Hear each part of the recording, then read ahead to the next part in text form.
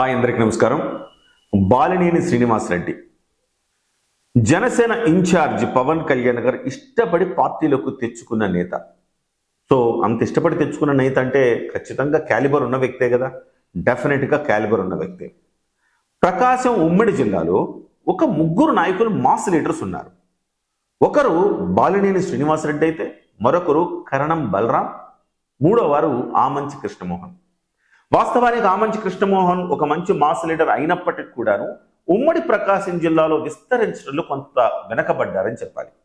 At the same time Karanam Balaram కావచ్చు, బాలినేని శ్రీనివాసరెడ్డి కావచ్చు, ఉమ్మడి ప్రకాశం జిల్లాలో ప్రతి నియోజకవర్గంలో వారికంటూ ఒక ప్రత్యేక గ్రూపులు అయితే ఉన్నాయి. వాళ్ళని అభిమానించే ఒక వర్గాలు అయితే ఖచ్చితంగా ఉన్నాయని చెప్పాలి. అలాంటి శక్తిమంతుడైన బాలినేని శ్రీనివాసరెడ్డిని జనసేన పార్టీలోకి తీసుకోవడంతో ఖచ్చితంగా ప్రకాశం జిల్లాలో, ఉమ్మడి ప్రకాశం జిల్లాలో జనసేన పార్టీకి జవజీవాలు వస్తాయని జనసేన పార్టీ సానుభూతి పరులు ఆశించారు. కానీ 1.5 సంవత్సరంగా చూస్తుంటే ఆయన్ను పార్టీలో తీసుకున్నారే కానీ సరైన సముచిత రీతిలో ఆయన్ని గౌరవించలేదు, ఆయనకి ఎలాంటి పదవులు ఇవ్వలేదు. పైగా ఒంగోలులో కూడా ఆయన చాలా ఉక్కిరి బిక్కిరి అవుతున్నారనేది గత కొంతకాలంగా చూస్తున్నాం. దానికి పరాకాష్ట అన్నట్టుగా నిన్న మాట్లాడారు ఆయన చాలా సీరియస్లీ. ప్రజలు, పార్టీ కంటే నాకు ప్రజలు గొప్ప, ప్రజలే ఎక్కువ, ప్రజల కోసం అవసరమైతే పార్టీ అండగా లేకున్నా నేను పోరాడతానన్న మాటలు మాట్లాడారు. ఏమిటి ఈ మాటలకు అర్థం ఏంటి? ఇంతగా ఆయన జనసేన పార్టీలో ఉంటాడా పోతాడా మాట్లాడుకుందాం. అంతకంటే ముందు దయచేసి కిరణ్ టీవీ న్యూస్ని ఇప్పటివరకు మీరు సబ్స్క్రైబ్ చేయకపోతే సబ్స్క్రైబ్ చేయండి. అలాగే ఈ వీడియోని లైక్ చేయండి. మీరు కామెంట్ చేయడం మాత్రం మర్చిపోకండి. అలాగే వీడియో నచ్చినట్టయితే 10 మందికి షేర్ చేయండి. ముఖ్యమైన అంశం, కిరణ్ టీవీ న్యూస్ని అభిమానించే వాళ్ళు జాయిన్ బటన్ ఉంటుంది. జాయిన్ బటన్ ఉండి ఆ జాయిన్ బటన్ నొక్కి కిరణ్ టీవీలో సభ్యుడిగా జాయిన్ అయ్యి లాయల్ మెంబర్గా జాయిన్ అయ్యి కిరణ్ టీవీకి సపోర్ట్ చేయండి. అట్ ద సేమ్ టైం ఎవరైనా మీకు వ్యవహారాలు ఉంటే ఖచ్చితంగా కిరణ్ టీవీ ద్వారా పబ్లిసిటీ చేసుకోండి. ఖచ్చితంగా అటు మీకు ఉపయోగపడుతుంది, అలాగే కిరణ్ టీవీకి కూడాను వెనుదనుగా ఉంటుందని చెప్పేసి విజ్ఞప్తి చేస్తున్నాం. రైట్. సో బాలినేని శ్రీనివాసరెడ్డి ఉంటాడా, పార్టీలో ఉండడా? సో నిన్న మాట్లాడిన మాటల్ని బట్టి ఒక అల్టిమేటం అయితే జారీ చేసినట్టుగా కనపడింది. పార్టీ తనకు అండగా లేదు అన్న ఒక సంకేతాన్ని అయితే ఆయన ఇచ్చినట్టుగా కనపడుతుంది. బాలినేని శ్రీనివాసరెడ్డి పరిస్థితి ఏంటంటే అక్కడ వైసీపీ, జనసేన, టీడీపీ ముగ్గురు కలిసి బాలినేని వర్గం మీద దాడి చేస్తున్నట్టుగా కనపడుతుంది మనకి. అంటే వైసీపీ ఎందుకు చేస్తుందని, వైసీపీకి బాలినేని తర్వాత ఒక పెద్ద నాయకుడు ఎక్కడ లేడు అక్కడ. కేవలం బాలినేని శ్రీనివాసరెడ్డి వెళ్ళిపోయిన తర్వాత వచ్చిన నాయకులు బాలినేని శ్రీనివాసరెడ్డి మళ్ళీ వైసీపీలోకి వస్తే తమకెక్కడ డ్యామేజ్ అవుతుందో అని చెప్పేసి టీడీపీతో కలిసి తమ వ్యాపార భాగస్వామ్యాన్ని కొనసాగిస్తూ ఉన్నారు.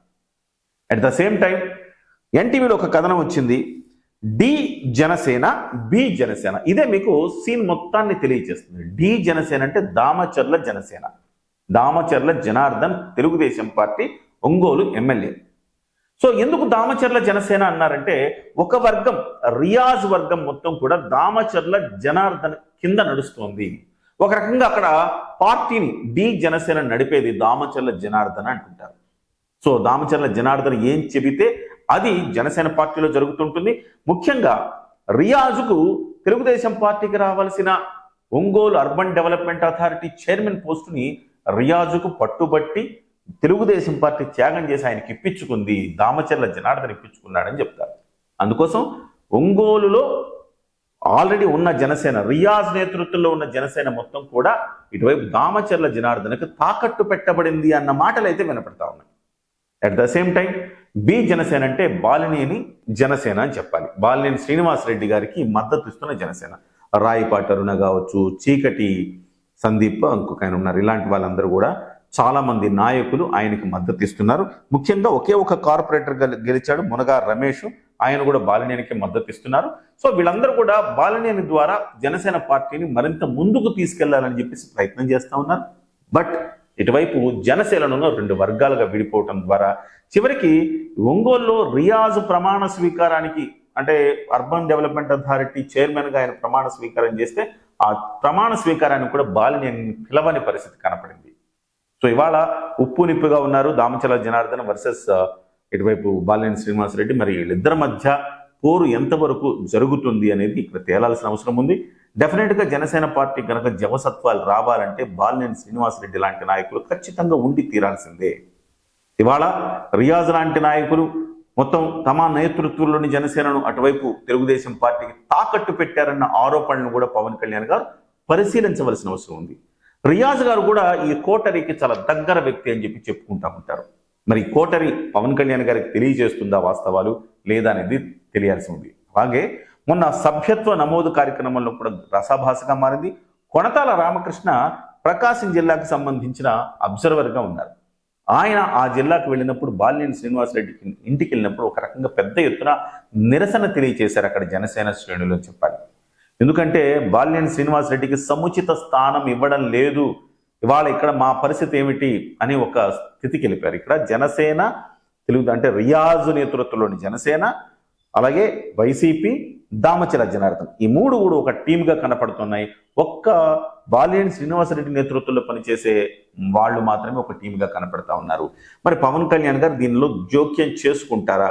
ఒకవేళ బాలినేని శ్రీనివాసరెడ్డి కనుక పార్టీలో ఉంటే ఖచ్చితంగా ప్రకాశం జిల్లాలో ఇప్పటి వరకు ప్రకాశం కావచ్చు, నెల్లూరు కావచ్చు, కర్నూలు కావచ్చు, అనంతపురం కావచ్చు, 4 జిల్లాల్లో ఇప్పటి వరకు కనీసం ఖాతా తెరవలేదు జనసేన పార్టీ. ఒక బలమైన నాయకుడు కావాల్సిన అవసరం. ఇప్పుడు చెప్తా ఉంటా, ఒక్కొక్క జిల్లా నుంచి ఒక్కొక్క బలమైన కుటుంబాన్ని తీసుకుంటే జనసేన పార్టీకి 26 జిల్లాలు ఉంటే 2 చొప్పున 52 సీట్లు వస్తాయి ఆటోమేటికల్లీ.